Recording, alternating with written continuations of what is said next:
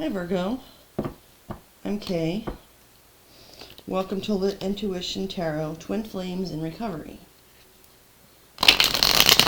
Any information that you'd like about the channel is in the description box below. There's also a link there to my website where you can book a personal reading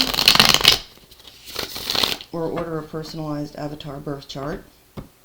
So I've changed the focus of the channel somewhat. I've been focusing more on twin flame connections in particular, and with these yang readings that I'll be doing during the day, once a week, for your sign. Hold on, my cards are sticking. Okay. We'll be focusing more on the light, masculine or active polarity of the connection. So if you identify more with those, this would be the reading for you. We had the Three of Wands in reverse that wanted to come out. A little bit of impatience perhaps about something. Let me continue to shuffle here though and get back on track. Then this evening, if this doesn't resonate so much with you, I'll be doing the Virgo yin reading, which will look more at the shadow, feminine, or passive energies of the connection. So if you find, I think I already said, yeah, if this doesn't resonate with you, check that one out. But I also want to add a note about that. I never do these readings with the intention of spying on one's twin flame, but I don't judge. So I'm not saying it's wrong for you. That's for you to decide. But if you are a cross watcher, I would just ask that you use your discernment, as I will be using the term you throughout the reading to refer to, in this case, Virgo yang energies, and this evening yin. So just keep that in mind. 2 more shuffles here left to go. Alright. If you do like the reading, I would really appreciate any likes, shares, subscriptions, as I am hoping to see the channel grow. So with that, let's get started. I'm going to set the tarot aside. Now I've pre-shuffled the I Ching of Love Oracle deck. I'm going to split the deck here and select 2 for an overall theme to begin the reading. First card we have out, Virgo, is 58, Friendship. 58, that adds up to 13, and then adds up to 4. I like to just sometimes mention those numbers in case they're significant. And then we have 18, which comes to 9, and that's awareness. So I'm going to read the meanings of these 2 cards from the book.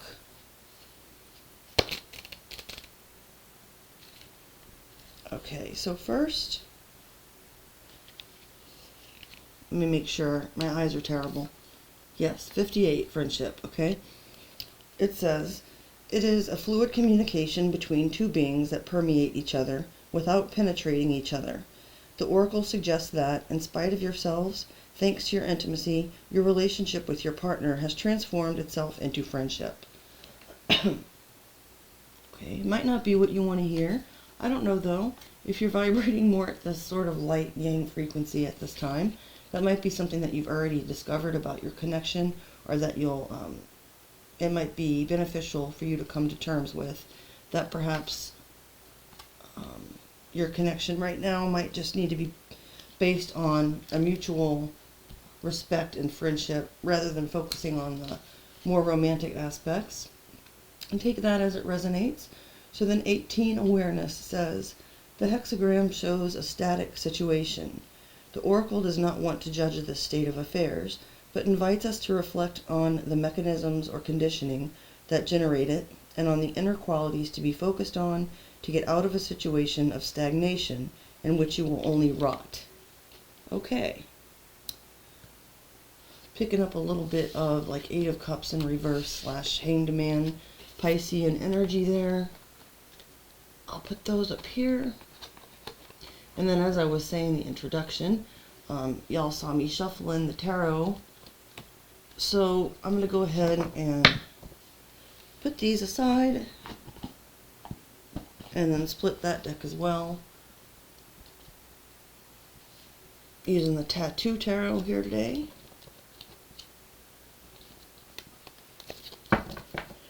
Okay, Virgo.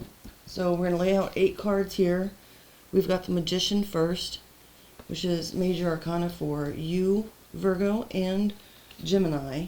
Then we have the Devil, another major, this time for Capricorn. Okay. Next we have the Knave of Wands. The Hermit, the third major arcana, and that's for your energy, Virgo. High Priestess, the fourth major arcana out of 5 cards now. This may be a rather significant message. That's for Cancer and Pisces energy. Then the Sun, good grief. Major for Leo. The 6 of Cups. Sun and Scorpio energy.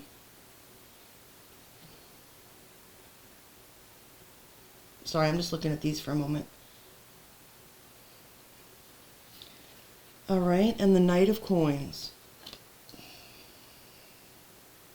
Taurus, Capricorn, and Virgo energy.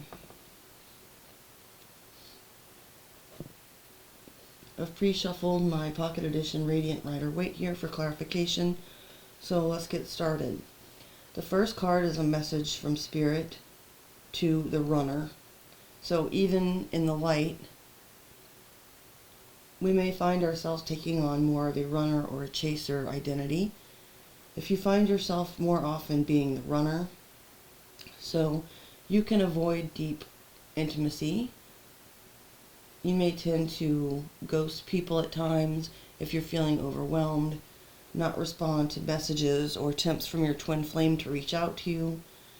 There may be times when you deny the connection or its meaning in your life. You may sometimes feel like your twin is somewhat clingy or demanding. You may have more of an avoidant attachment style. The message to you from Spirit with the Magician card there is that you don't need to run from things that make you uncomfortable, because with the Magician there, it's showing you that you have the ability to manifest whatever you desire, whether it's in the connection or outside or both. So it's about facing yourself. It's the whole thing about wherever you go, there you are. So if you find yourself running from the connection at times, please keep in mind that people often run out of a sense of powerlessness or helplessness to influence or have any control on a situation. They may feel like they're not capable of achieving what they want out of it. The Magician is saying very clearly that that is not the case, that you do have the power, you have all the tools at your disposal to manifest the life that you desire. With the Devil card next, on the flip side, if you find yourself sometimes more in the chaser energy, so more of an anxious attachment style where the twin flame connection can bring up various insecurities within yourself. Particularly standing out to me here is the codependency aspect. So as a chaser, you may find that you feel empty or unsatisfied, or like you're not worth as much if you're not receiving the feedback that you want from your twin, the communication, if they're avoiding you, if they're not responding to your messages or your phone calls. And, if you find that your sense of happiness in life is that it's based around this desire or need to have union with your twin, and this tends to be your focus a lot, maybe even when you should be focusing on other things. And also with the Devil, I want to bring up, because I do bring up a lot of issues having to deal with like mental illness and addictions and stuff, only because that's what I've been experienced at, or I guess that's been my experience, would be a better way to put it. Throughout my life, I've struggled with some of those things. So although I'm not a doctor in any way, shape, or form, and always recommend seeking a doctor's advice on any such issues first, I would have to say that the Devil brings to me also ideas of substance abuse and doing things, it could even be like shopping addictions, gambling, that kind of thing, in order to, it's like to keep yourself from chasing your twin or chasing happiness, just wanting to kind of be happy or be distracted where you are. you might turn to some of those addictive behaviors as a way to self-medicate. So just to be aware of that here, let me go ahead and clarify. Spirit, please clarify the devil here for Virgo. Message for the chaser. I'm not going to take those that fell on my lap. Let me put them back in the deck here. 3 cards or less, please, Spirit. Show me the devil for Virgo.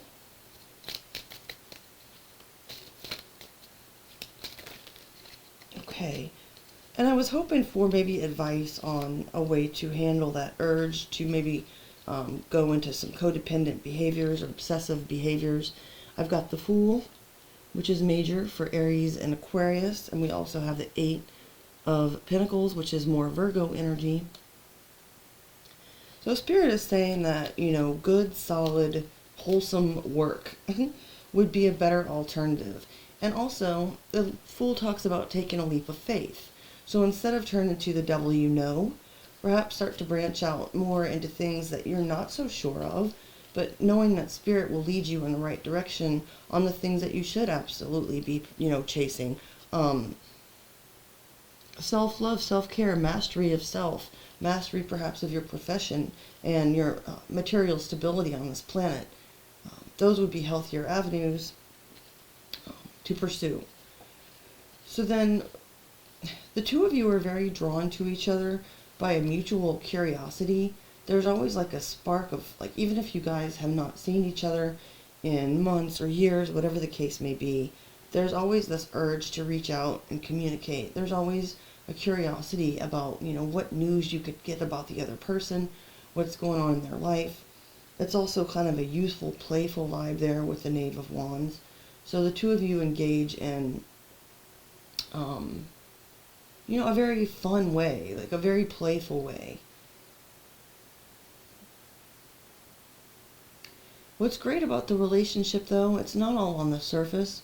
With the Hermit card coming up next, the whole twin flame journey is, well, this is just my opinion. I think it's pretty much agreed across the board, but I will state it as my opinion, that it's a spiritual journey. So, you know, even if you never come into union with your twin in this lifetime, you can still have achieved, you know, a lot on the path by connecting with the divine and with your higher self and being led by those energies toward deeper understanding of what you're here for.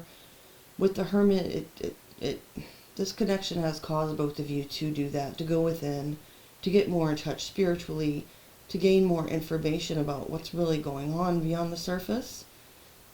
So it does cause both of you to come to a higher and broader knowledge of self and of the divine. Now, what complicates the connection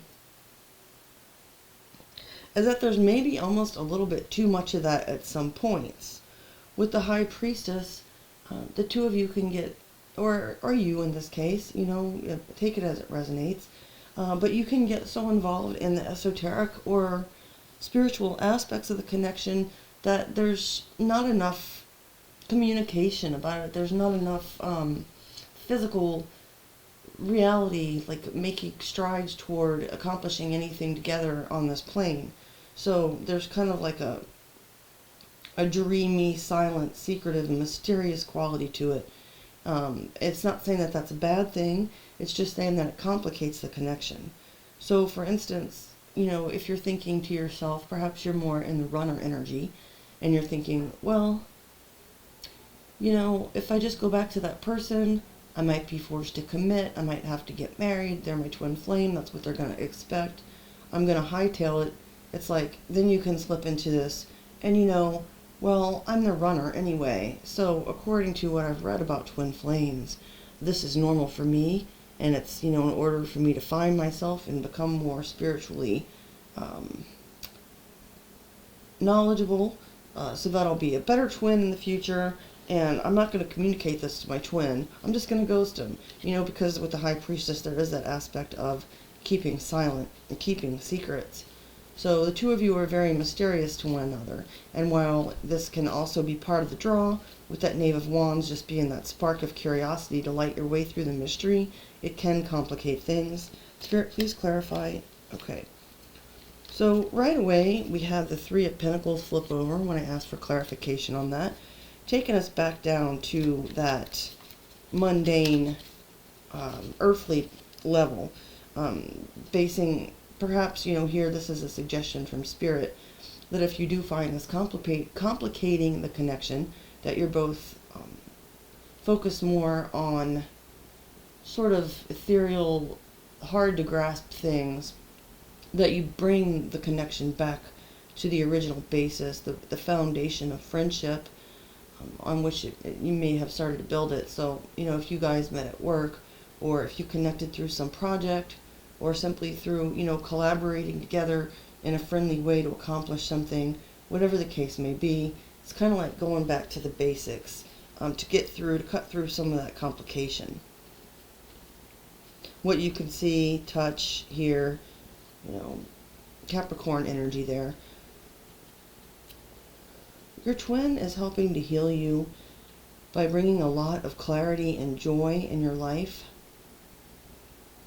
With the sun there, just brings you, I'm getting a touch of that Leo energy, some confidence as far as seeing your way forward, what your path is. But more than anything, I am picking up, like I mentioned, the joy aspect. And with the sun here, this is not a complicated type of emotion. It's a very pure, primal, this person is, in a sense, a light to you. They nourish you. They help you to grow. That's pretty straightforward, so I'm not going to clarify. I'm looking at the next card here, which is the Six of Cups, which I will clarify.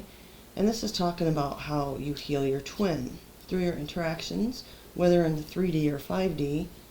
I can see that you might take your twin flame back to a feeling or vibration of like a more innocent, youthful happiness, back to childhood when, things were sweet and innocent. But I'm going to clarify that to see. Okay, so we've got the Knight of Cups, which is more Scorpio energy. Might be involved with one or have some in your chart, but that doesn't have to be the case. So there's romanticism here as well. This is the Knight of Cups. He's very sweet and romantic. He's a wooer. He brings an offer of love, or an offer to connect more deeply on an emotional level. So perhaps your twin is more of like an intellectual type, or more of like a fire sign type, where they're very physical and interested in the passionate connection, the sexual intimacy or whatnot. I'm not really seeing that here. I'm just saying it because, in contrast, the healing that you bring to your twin flame is through the heart. So helping them to open up more emotionally. This final card I want to clarify as well. The energy between the two of you, or what the two of you show up like together. We have the Knight of Coins. So in there is the element of, for the long haul, commitment, stability. It's about definitely getting to where you're intending to go in the end. However, it may be a very slow, plotting process which requires a great deal of patience. Spirit, please show me 3 cards or less to clarify the Knight of Coins for Virgo. These have been pretty straightforward this morning. Like I said, if it doesn't resonate, check out the Yen tonight. Those are getting kind of wild. Just wanted to put that out there. We have the Ten of Swords, Gemini energy, clarifying the Knight of Coins. So I see that there has been a lot of pain in this connection at times. One or the both of you may have felt betrayed or backstabbed, or almost like kind of a left for dead energy at one point or another. However, this is, I'm not talking about physical, mental, any kind of abuse. That's a whole different issue, which I won't address here, as it's out of the scope of my, my right to speak on. So, like I said before, that would be an issue for a professional, and I would never suggest that you remain in a connection with someone if there is abuse present. But basically, if this has happened throughout the course of your connection, where there's been betrayal, or you felt like just, you were at the end, you couldn't take any more pain from this connection. And Spirit is showing that the two of you together, though, you still have what it takes to make it through even those very dark times. Often, especially in today's world, when we're in a connection, even if it is committed, or at least we say it is, we take vows or whatever the case may be, if something bad happens, it's easy to not get together and say, let's look at what happened. What caused this? How do we heal this? How do we keep this from never happening again? A lot of people, they don't do that. They don't make that effort because it's just too painful and they're afraid it's going to happen again. And so that's the end of a cycle there with the Ten of Swords. So then they want to start over with something or someone new. But Spirit is saying that this connection definitely has what it takes to make it through the very worst, the very darkest of dark times. I want to try to pull one more card on that, though. Spirit, can I please get one more card to clarify the Knight of Coins with the Ten of Swords? Okay, we got the Emperor. So to me, this is speaking of the self-discipline, self-control of that Aries energy. Emperor there. Keep in mind, I'm seeing this as being also, I was going to say like a father or like an authority figure. The Emperor is an official person, and like I said, they're the discipline and the control. So I'm a little bit at a loss. Maybe I shouldn't have pulled another card, but what I'm integrating, it's not that I don't know what the cards mean. It's just that I'm not sure exactly what Spirit's trying to say here, other than just to keep a level head, maintain self-control and discipline throughout the connection. Don't get too torn apart or swayed by any of these painful situations that might come up. I did get one more card. It's the Eight of Wands, Sagittarius energy. So it's important to communicate about these things, which we saw a little bit where we talked about the High Priestess being what makes your connection complicated. You two need to, talk together about what your ultimate goal is, which with the Emperor here could be, longevity. The Emperor is unassailable, he's the boss. So it's like, let's get to a point where the Emperor can also represent marriage and fatherhood, where we agree what the long-term goal is here. We both know we can get through anything through it. We just need to communicate. Okay. So to end the reading, Virgo, I'm going to pull two cards from the pre-shuffled Twin Flame Oracle deck that I've set aside here. The first one is Journal. Write, process, contemplate, understand your sacred journey. That may be a beneficial exercise for you at this time, Virgo, especially if you're not in direct communication with your twin at this time. It can be very helpful to get your feelings and thoughts out onto paper. And we have Inner Child. Playful, happy, enjoy the present moment, live to the fullest. Of course, that's always good advice for anyone, and it's bringing me back again to that Knave of Wands, talking about what draws the two of you together, that kind of playful energy. So even if you have been going through some oppressive or, like kind of dark or painful times more recently with your twin, I think it's important to realize that you have that spark that always brings you back to each other, and to perhaps, once you communicate about it, let bygones be bygones, and approach each other again with new eyes, with curiosity and that passionate playfulness. So I'm just repeating myself now. I'm going to end the reading here, Virgo. If you liked it, please show that by giving me a thumbs up. Subscribe to the channel, as I would like to see it grow. And tap the notification bell and the all button to be made aware of my future uploads. I'll see you guys again this evening if you come back for the end reading. Otherwise, see you next week. Thanks, Virgo. Bye for now.